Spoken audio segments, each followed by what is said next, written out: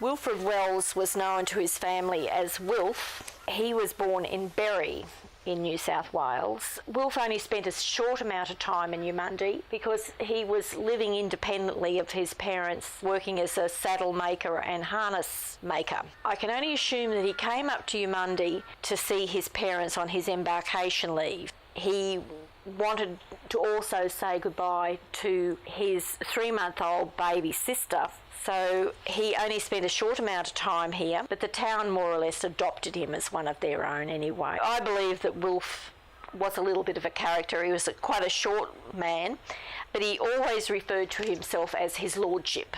He sent a photograph of himself calling himself your lordship in Salisbury.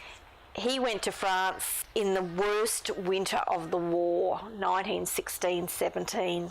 There was an attack ordered on this particular time. Wilf took part in this attack, and it was so bad, the machine gun's fire was so heavy that the survivors were just left in no man's land, and they just scrambled back, and they were stuck there until nightfall. If they hadn't learnt a lesson from that particular attack, they decided to do it all again in another week's time.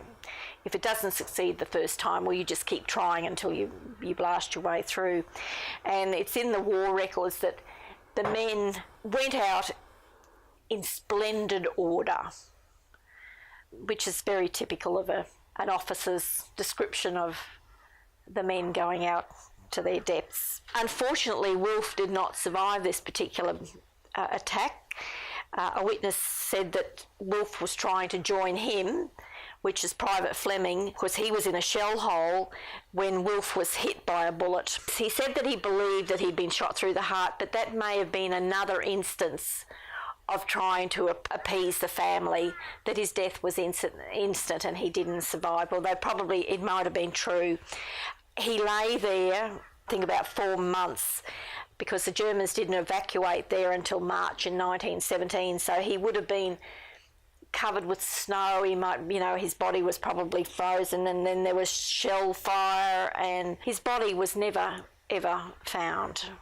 Ron Lawrence can remember coming up to Eumundi as a boy, being with his grandmother and going to church at the Methodist church, and she never ever mentioned or looked at that tree that is directly across the road from that church. Never talked about it, never visited it, just must have pretended it just wasn't there. I think because the loss was just so profound.